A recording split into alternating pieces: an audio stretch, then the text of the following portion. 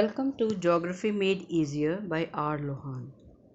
Today I'll take up 8th class Geography, 6th chapter, Human Resources. Earlier we studied it as population also. Do you know, kids, the Government of India has a Ministry of Human Resources Development. The ministry was created in 1985 with an aim to improve people's skills. This just shows how important people are as a resources for the country. It was only on July 20th, 20, the Human Resources Ministry was changed into Ministry of Education. We all know people are a nation's greatest resource. Nature's bounty becomes significant only when people find it useful. It is people with their demands and abilities that turn them into resources. This we studied in the first chapter of this geography. Hence, human resources is the ultimate resource.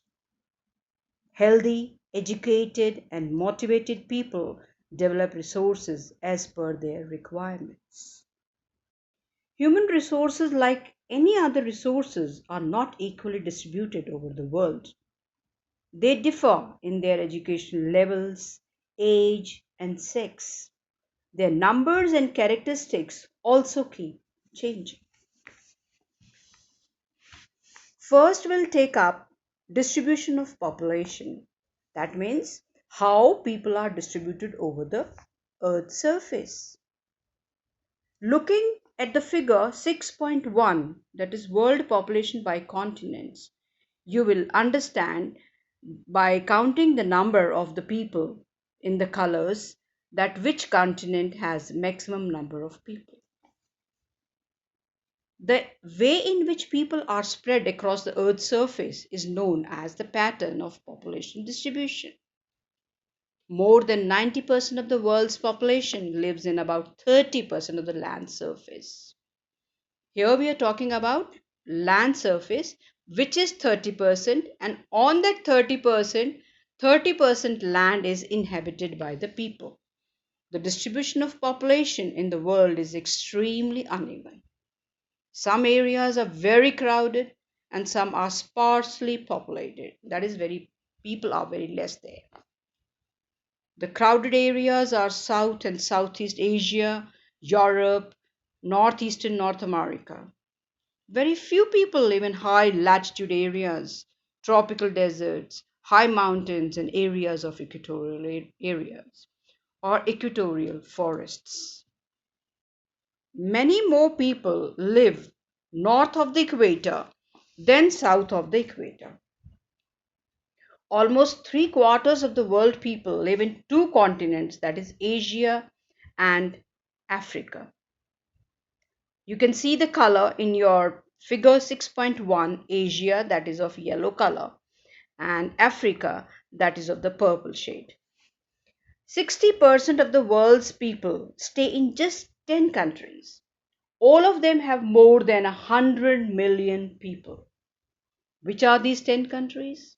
These countries are China, India, USA, Indonesia, Brazil, Pakistan, Bangladesh, Nigeria, Russian Federation, and Japan.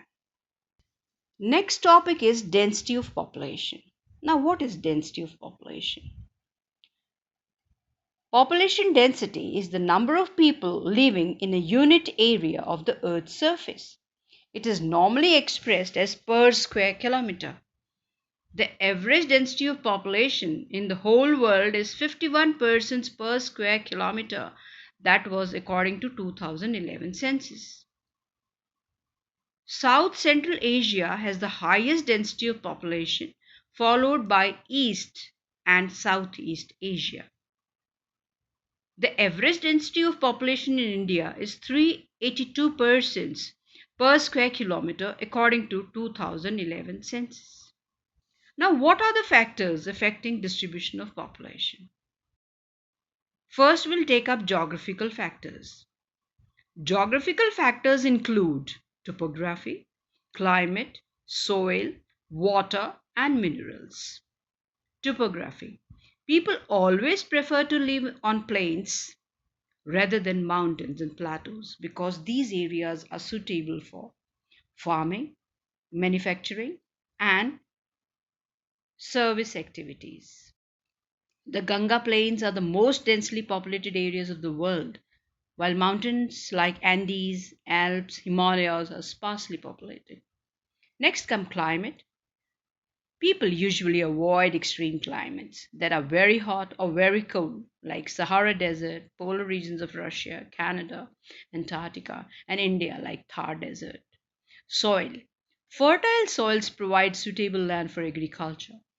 Fertile plains such as Ganga and Brahmaputra in India, Hawang He, Changjiang in China, Nile in Egypt are densely populated. We all know that water is required for most of our activities. Next is water. People prefer to live in areas where fresh water is easily available, that is, for drinking. The river valleys of the world are densely populated, while deserts have sparse population. Minerals. Areas with the mineral deposits are more populated. Diamond mines in South Africa and discovery of oil in Middle East lead to settling of people in these areas. Next is social, cultural, and economic factors. Social. Areas of better housing, education, health facilities are more densely populated. Example Pune, Mumbai, Delhi. Cultural. Places with religion or cultural significance attract various people. Varanasi, Jerusalem, Vatican City are some examples. Economic factors. Industrial areas provide employment opportunities. Large number of people are attracted to these areas. Osaka in Japan, Mumbai in India are two densely populated areas. Population change. The population change refers to change in the number of people during a specific time. The world population has not been stable. It has increased manifold as seen in figure 6.3 of your book. In 500 BC, we just had 1100 million people, and in 2025, we are going to be 18,525 million people. Why is it so? This is actually due to the change in the number of births and deaths. For an extremely long period of human history, until the 1800s, the world's population grew steadily but slowly. Births are usually measured using the birth rate, that is, the number of live births per thousand people.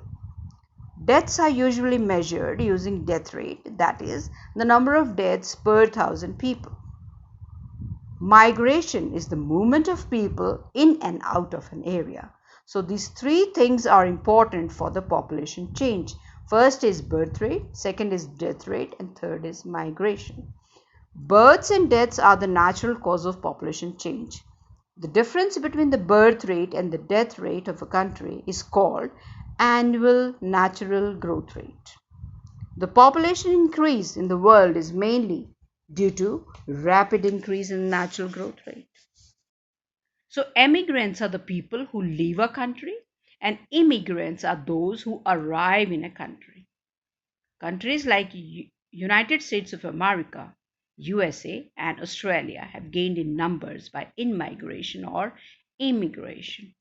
Sudan is an example of a country that has experienced a loss of population number due to outmigration or emigration.